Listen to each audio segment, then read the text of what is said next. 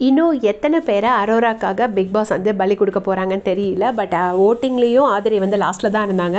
So அதேபடி இன்றைக்கி ஆதிரி வந்து கன்ஃபார்ம்டாக evict ஆகிட்டாங்க. ஸோ அதில் எந்த சந்தேகமும் கிடையாது. இன்னொரு எவிக்ஷன் இருக்கா இல்லையான்னு எனக்கு அப்டேட் வந்த உடனே சொல்கிறேன். 100% இவங்க வந்து எவிக்ட் ஆகிட்டாங்க ஆதிரை.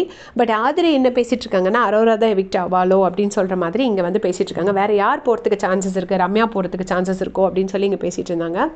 இப்போ பார்த்தீங்கன்னா இவங்க பார்வதியும் கமருதனும் இன்னொரு பக்கம் பேசிகிட்டு இருக்காங்க. யார் போவாங்க, அரோரா தான் நிறைய வாட்டி போகிறதுக்கு வாய்ப்பு இருக்குது அப்படின்னு சொல்லி பாரு சொல்கிறாங்க. அப்போ வந்துட்டு கமருதன் சொல்கிறா அரோரா கூட எஸ்கேப் ஆகிடுவா, துஷார் போகிறதுக்கு சான்சஸ் இருக்குது அப்படின்னு சொல்கிறாங்க. பட் துஷாருக்கு எனக்கு தெரிஞ்சு இந்த வாட்டி அவங்க எவிக்ஷனில் இருக்கிற மாதிரி தெரியல. பட் அவர் வந்து துஷார் போகிறதுக்கு சான்சஸ் இருக்குதுன்னு சொல்கிறாரு.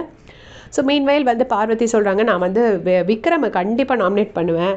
ஏன்னா விக்ரம் எப்போ எல்லாருக்கு வாட்டியுமே ஒரு மாதிரி குட் புக்ஸ்லேருந்தே எஸ்கேப் ஆகி நாமினேஷன் எஸ்கேப் ஆகலான்னு பார்க்குறான். அவனை நாமினேட் பண்ணணும், அவனுக்கு தெரியணும் அப்படின்னு சொல்லிட்டு பார்வதி சொல்கிறாங்க. ஸோ நான் என்ன நினச்சிட்டு இருந்தேன், அவங்க வந்து கலையை நாமினேட் பண்ணுவாங்கன்னு நினச்சிட்டு இருந்தேன், கலை திவாகரை.